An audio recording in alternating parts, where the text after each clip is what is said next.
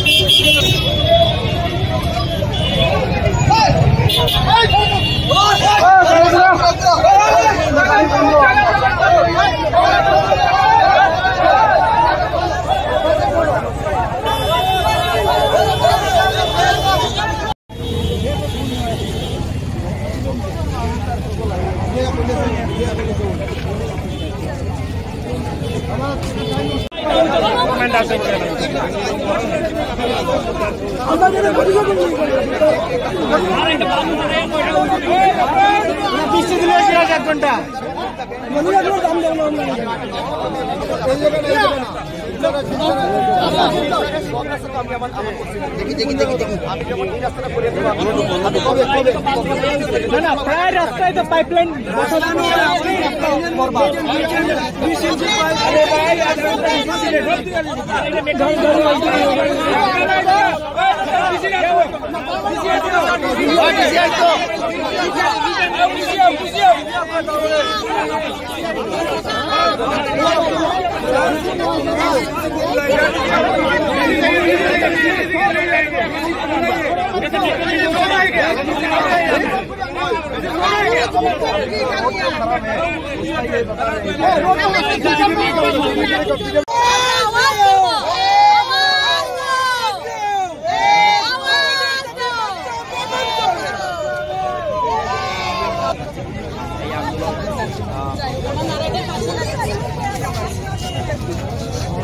সত্যি অনেক অনেক অনেক টোটো উল্টে গেছে।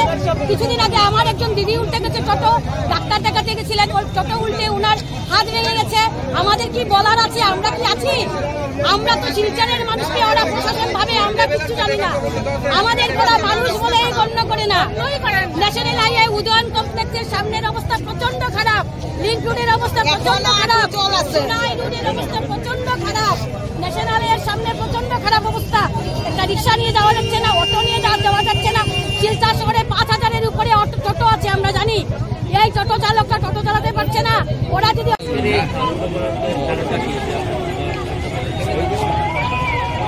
আজকে জনগণের যে আন্দোলন, আমি পথচারী হিসাবে আমার মতো অনেকেই হয়তো এই আন্দোলনে যুক্ত হয়েছেন। কারণ দীর্ঘদিন ধরে এই রাস্তা গর্ত হয়ে আছে।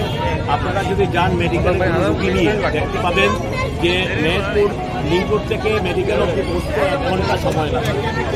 তাই ভুক্তভোগী রুগীরা ট্রিটমেন্টের আগেই মারা যাবে।